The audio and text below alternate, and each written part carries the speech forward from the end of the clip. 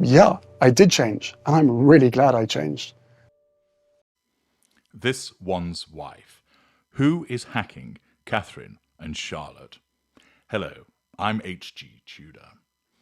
You may recall last year when Catherine, Princess of Wales, was engaged in her health struggles that there was an alleged data breach.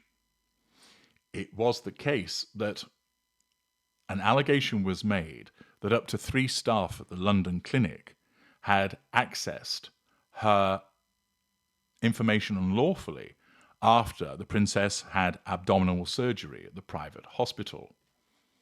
The UK Information Commissioner's Office was then tasked to investigate, and interestingly, some 16 months later, it's still investigating to ascertain clarity about what medical data was improperly accessed, in what form, and by whom. Thus, there was a data breach, which would appear to be the case of somebody accessing her medical information when they ought not to have done so. Naturally, medical records are inherently sensitive, and certainly with regard to a prominent position that is held by Catherine, such information ought to be kept quiet. But she has been subjected to a breach of medical privacy previously. Back in 2012, her medical privacy was breached when she was in hospital, pregnant with her first child. You may remember that hoax callers from an Australian radio station tricked hospital staff into divulging details over the phone of the then Duchess of Cambridge's health care. Accordingly, there's been 2 instances whereby the health data of the Princess of Wales has been breached. In both instances, it was a consequence of human weakness. The disclosure over a telephone as a consequence of being duped, and then as a consequence of humans accessing the information, presumably staff who would ordinarily be entitled to access, but in the circumstances did so in an unauthorized fashion. It's a little bit like a police officer who, if there is a legitimate inquiry, accesses the police national computer, but then if their mate contacts them and says, there's this woman I've been trying to find, can you find out her details from the PNC for me? And he does so, that's an unlawful breach and naturally misconduct on the part of the police officer.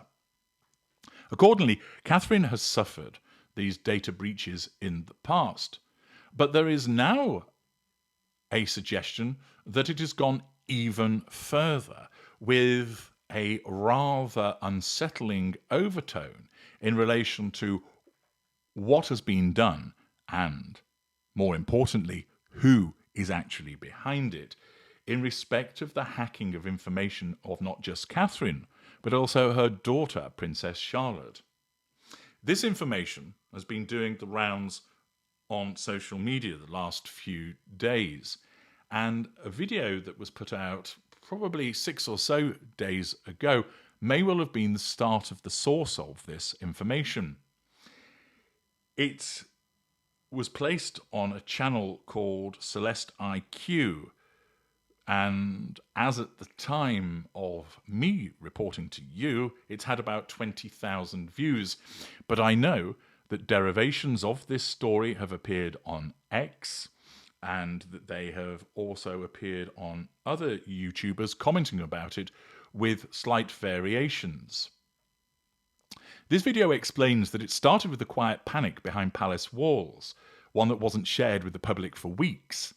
At first, the concern was framed as a minor cybersecurity issue affecting a third-party platform that was used by Kensington Palace for school communications. Apparently, insiders were stunned. It wasn't just a school calendar or parent-teacher meeting notes that had been accessed. The breach reportedly involved private developmental reports, emergency contact logs, and a sensitive psychological profile used to support the young royal's academic growth. And the name that was tied to the leak was this one's wife's former communications liaison, now working at a consultancy in California. Accordingly, straight out of the gate, this video suggests that sensitive information appertaining to Catherine and Charlotte and potentially the other children has been accessed by somebody associated with this one's wife. Now, pausing there. Why might it be that somebody would want to access information about these royals? Well, the most obvious one is to get this sensitive information and sell it to the press. As we know, the press has come under considerable criticism and scrutiny over the last decade or so as a consequence of the phone hacking scandal and the methods by which it gathers information about people. It remains the case that if people have a nugget of tasty information about a famous person, they are invariably willing to sell it to the media so that they get a story and they get a payment. Thus, if you're able to access private information about the royals, monetary gain is likely to be a prime mover. But what about this one's wife if she were motivated to cause somebody to access this information? Possibly she might look to sell it. After all, it's suggested that the Sussexes are on their uppers financially at the moment. Or might it be for more nefarious means, possibly putting the royals in danger by providing information about health, itineraries, etc., so that people might know where they are in respect of those that would wish them harm? Or alternatively, it might simply be because this one's wife wants to know what they're up to so that she has that information, because information equals power, which equals control, and then she can take steps to overshadow what they're up to so she can do a little bit of planning ahead. There are certainly motivations for this one's wife to want to be accessing this information. Naturally, as a narcissist, her sense of entitlement, lack of emotional empathy for those affected by it, her lack of accountability for such conduct, her absence of boundary recognition would mean that more than normal individuals, a narcissist would be motivated to want to have access to such information. Apparently, the digital trail suggested intentional access followed by a mass file transfer flagged by the school's internal alert system. The bigger problem, the IP address was tied to a VPN based out of Santa Barbara. Now, pausing there. If there was a VPN and it says Santa Barbara, that tends to suggest that it wasn't Santa Barbara, because the whole point of a VPN is to mask where you are operating from. So let's say, for instance, you were in Naples in Florida, use a VPN that suggests that instead you were in London in the United Kingdom instead, or Sydney, Australia. It masks your location. And therefore, if it was somebody in Santa Barbara, you're not going to be using a VPN saying, I am in Santa Barbara. The video continues by explaining even more suspiciously it pinged just minutes after a known associate of this one's wife flew out of Heathrow in a private jet. Someone tweeted on 5th of July, 2025 at Crown Guardian. Are we pretending that this one's wife's people didn't just hack a child's school files? This isn't Hollywood PR anymore. This is deranged. Now, the suggestion is that it's either this one's wife or a member of her team that have engaged in this hacking. Before we go any further to learn what else it has to tell us, it's important to make the point that hacking isn't what you see in the movies, that somebody sits there at a keyboard and taps away for 30 seconds and then goes, I'm in. It doesn't happen like that. There are lots of different ways that hacking can occur, and I'll be talking about that in a separate video on another occasion. One method is that the hacker worked on the system and they've built a back door, and so they know their way in. But the problem is, in those circumstances, you need to be able to find the original developer, the coder that created all of that, and for there to also be a backdoor, and for them also to be open to persuasion, whether it's through financial inducement or the threat of physical pain or some form of blackmail, to be able to relay that information to you. So it's not a guaranteed method of entry, because you may not be able to find that person, you may not be able to persuade that person, and there might not even be a backdoor. So it's not a wholly reliable method of hacking. An alternative, of course, is to try and guess the password through brute force attacks, which sometimes work, but they take time. More usually, the two most common methods of accessing somebody by hacking rely essentially on human weakness. The fact is that if a human being is involved in the process, this can be exploited. Two most common methods are that you seize control of the router. Many people do not protect their routers, and rather than try and hack into the device itself, it's far simpler to get onto the router and so that you behave like you are the person that owns the router. And once you're in, somebody who has an understanding of technology can then access your bank account, your Facebook account as if they were you, because they will then be able to see the email that's used to enter and the password, because they are in effect inside the router. It's as simple as saying to somebody, "Could I use your Wi-Fi, please?" And if you hand over your Wi-Fi details to somebody so that they can then access it, a skilled individual is then able to access that router with all the information that is carried on there, and that's one way that can be hacked. Of course, what's required is the proximity to access that router with that information. The second way is to gain the trust of an individual or mislead them so that they are duped into handing over access details by way of email and password address, or that they're duped into downloading something onto their system, which then allows the hacker access that way. You don't just break in, you've effectively got to get a Trojan horse. And many people are duped into handing over their details thinking they're dealing with somebody from, say, Microsoft or Apple, or that they're dealing with someone who can help them with a problem on their computer. You'll have read about all of this. But the point is, hacking is not as straightforward as the movies make it seem, and invariably, those are the two main methods that you've got to rely on. Now, I do not see that this one's wife has either the imagination or the expertise to approach it in either of those ways. But then you might say, well, could she hire somebody that might do it? Well, let's find out what more this actual article and video has to tell us. Apparently, the unnamed sources claim the information included Charlotte's behavioural assessments, her medical accommodations, and even coded security protocols used by palace staff during pick-up and drop-off. In other words, a blueprint for vulnerability. Insiders said that Prince William had to be talked down from taking drastic action with legal authorities. And yet, in typical palace fashion, everything was locked behind calm smiles until now, because that same liaison, whose LinkedIn went mysteriously offline just days ago, is now under federal investigation. And just a reminder, every deleted tweet, fake statement and PR cover-up takes hours to piece together.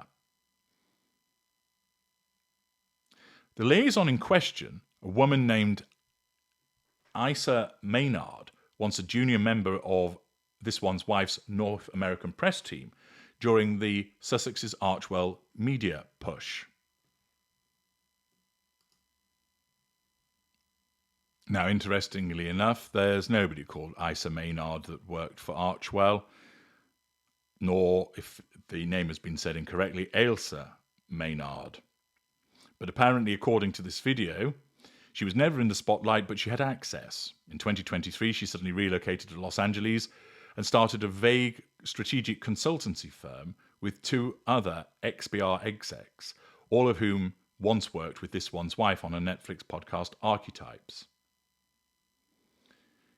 Apparently, when news of the file breach hit private royal channels, cybersecurity teams at both the palace and the FBI, and also the school that Charlotte attends, cross-referenced login times, firewall flags, and metadata logs. The shocking result was that the files were accessed using an internal password system only available to active parents with a two-factor authentication bypass that, according to tech experts, required insider-level intel. That's when people started asking, was this one's wife's team working with someone inside the school? Now, that, of course, creates some plausibility here because, as I've just explained, the usual way to hack is to exploit a human weakness, whereby somebody gives up the information or gives you the means of accessing the system through the provision of email address and also by the provision of a password.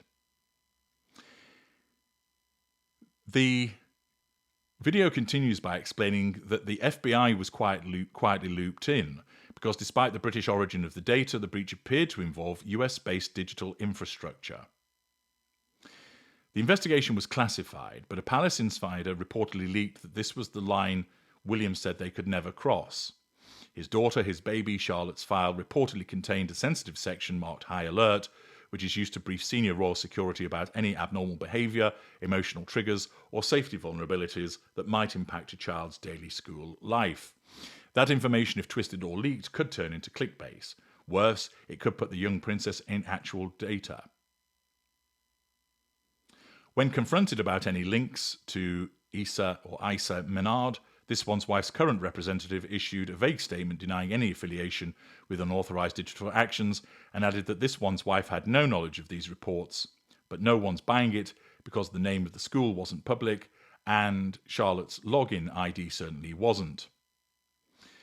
It then goes on to talk about some theory as to how the access was achieved, and it also talks about how a member of the Kensington Palace team, somebody called Serena Anwell, resigned abruptly in 2022 under the radar, and it suggested that she has an involvement in all of this. And the video goes on for quite some time, and I'm not going to go through everything as it would take far too long. The video itself runs for nearly just over half an hour. But at the thrust of it is the suggestion that the information in relation to Catherine and particularly in relation to Charlotte has been hacked. The only problem with all of this is that the names that have been mentioned don't stand up to any independent verification. And furthermore, if there was an ongoing investigation of this nature, which was involving US security forces, the FBI, the UK security forces, the police, we certainly wouldn't know about it. This information would have been kept quiet as a consequence of the ongoing investigation, or at best, it would be simply a case of there's an ongoing investigation and you wouldn't have the level of information that this video purports to provide. But as is typical of the internet and information when it comes to this one's wife, it has immediately been taken and amplified to suggest that basically this one's wife's team has hacked information appertaining to the Princess of Wales and Princess Charlotte. If this level of information contained in this video were accurate, it will be all over the press, but there's no mention of it whatsoever in the press or the wider media. There would be statements flying backwards and forwards, and the fact that it's not mentioned anywhere once again demonstrates that this is another instance of somebody coming up with quite ingenious, it has to be said, with regard to the level of information that they've provided, and they've created some plausibility, although there are easily verifiable gaps in what they suggest. But they've come up with this story, and then other people have seen it, and they've tweeted about it, they've posted about it, and other people have made videos about it, which then causes people to wonder, is it actually true? Well, it would appear that it's not. But let's just have a quick look at some of the comments in relation to this video. I hope they arrest her for this. She's insane. Whoa, this time evil Meg went too far. Do something, please. This one's wife should be in jail. She is pure evil. Something needs to be done. She's evil. She's got away with far too much. It's time she's held accountable for her craziness. Lock the fraudster up. She belongs in jail, not being interviewed by paparazzi. Why isn't she in jail?